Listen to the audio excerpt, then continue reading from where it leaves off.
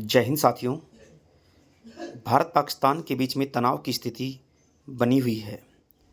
कल शाम को जब दोनों देशों के मध्य सीज फायर की बात चल रही थी, ऐसे में पाकिस्तान ने फिर से सीज फायर का उल्लंघन किया है और दोनों देशों के बीच में तनाव की स्थिति जो है अभी भी वैसे ही बनी हुई है। पाकिस्तान अपनी हरकतों से बाज नहीं आ रहा है और लगातार ड्रोन अटैक कर रहा है।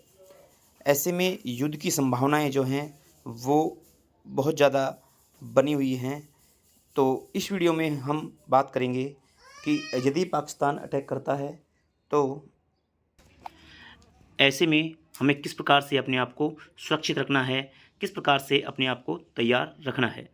तो साथियों, करते हैं वीडियो प्रारंभ। जय हिंद।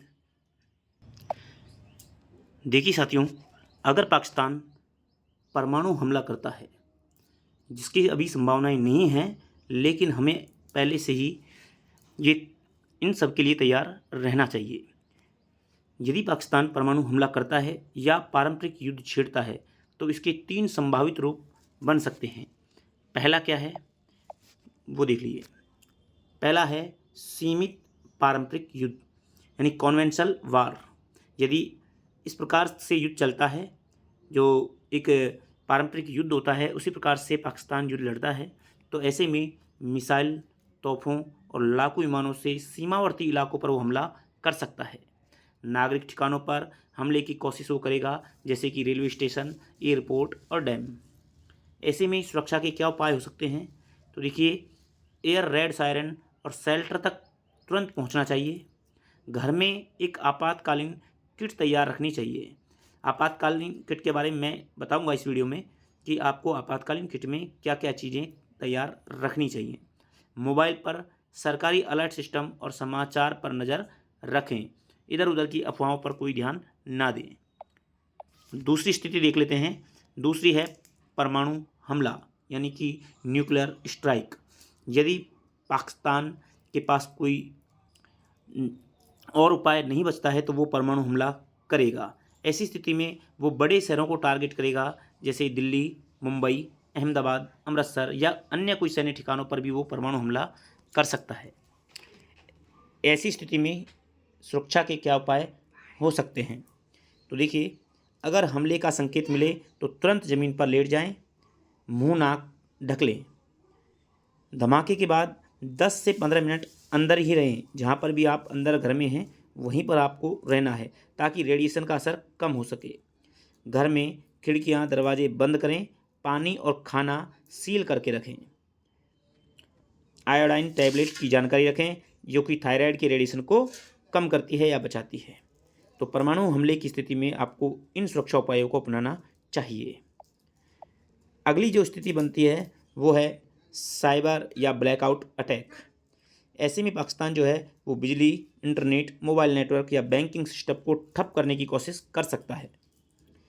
इसकी सुरक्षा के उपाय ये हैं कि ज़रूरी दस्तावेज और पैसे नकद में रखें, क्योंकि जब साइबर अटैक होगा तो निश्चित तौर पर आपकी जो बिजली है, इंटरनेट, मोबाइल नेटवर्क जो है, ये सारा सिस्टम जो है ठप हो जाएगा।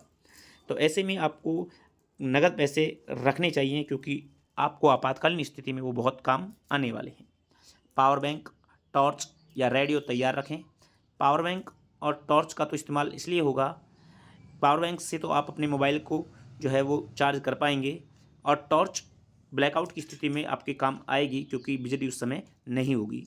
रेडियो तैयार रखें, क्योंकि रेडियो में जो भारत सरकार की सूचनाएं आएंगी वहाँ से आपको उसकी जानकारी मिल सकेगी।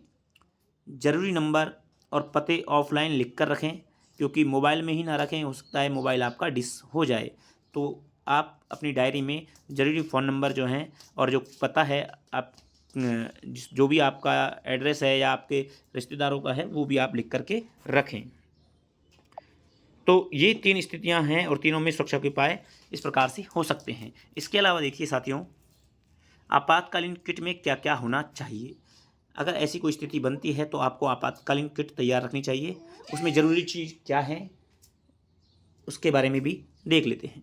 देखिए, सीलबंद पानी, 3 से 5 दिन का आपको स्टॉक रखना चाहिए सीलबंद पानी का, जो कि कारण क्या है कि सीलबंद पानी जो होता है वो रेडिएशन से बचा हुआ होता है, क्योंकि जब परमाणु हमला होगा तो रेडिएशन फैलता है और जिससे तमाम वायु में, जल में, सब जगह रेडिएशन का असर दिखाई देता है। तो ऐसे में सीलबंद पानी ही सबसे उपयुक्त उपाय है। सूखा खाना आपको रखना होगा, जैसे बिस्कुट, नमकीन या मूंगफली, जो कि लंबे समय तक चल सके, क्योंकि हो सकता है कि आपको काफ़ी समय तक जो है वो ऐसी स्थिति से जूझना पड़े। टॉर्च और बैटरियाँ अपने पास रखें। रेडियो होना चाहिए। पावर बैंक और चार्जर होना चाहिए। मास्क, कपड़ा और रुमाल भी आपको अवश्य रखना है, क्योंकि ये भी रेडिएशन से आपको बचाने में मदद करेगा। प्राथमिक उपचार किट जो है ये आपके पास अवश्य होनी चाहिए। दस्तावेज रखें अपने, जैसे आईडी, नक्शा, नंबर, ये सारी चीज़ें जो हैं वो आपको रखनी चाहिए। इसके साथ ही और हमें क्या क्या करना चाहिए, तो देखिए, पैनिक ना करें, अफवाहों से बचें, सोशल मीडिया पर बिना पुष्टि के कुछ शेयर ना करें, इसका भी आपको ध्यान रखना है। बिना कोई पुष्टि किए आप सोशल मीडिया पर कोई भी चीज़ ना डालें या इधर उधर की अफवाहों से अपने आप को बचाना है। सरकारी निर्देशों का पालन करें। टीवी, रेडियो, सरकारी ऐप्स जैसे कि एनडीएमए, माई जीओवी पर नज़र रखें, इन्हीं से आपको ऑफिशियल जानकारी मिलेगी। परिवार के साथ योजना बनाएं। मिलन स्थल, संपर्क संख्या तय रखें। मकान का सबसे मजबूत हिस्से में रहें, जैसे कि बाथरूम या सीमेंट का कमरा जो है, जो मजबूत हो आपका मकान का हिस्सा, उसी में आपको रहना चाहिए। तो साथियों, इस वीडियो में हमने कुछ बचाव के उपाय जाने हैं, क्योंकि कुछ भी हो सकता है, युद्ध की स्थिति में कुछ भी संभव है, तो आपको हर तरह से तैयार रहना है। दुआ करो अपने साथियों के लिए, अपने उन सैन्य भाइयों के लिए जो बॉर्डर पर लड़ रहे हैं और अपने देश की रक्षा कर रहे हैं। तो इस वीडियो में इतना ही। सभी के लिए फिर से कहना चाहूँगा कि अपना ध्यान रखें, सुरक्षित रहें। जय हिंद, जय भारत।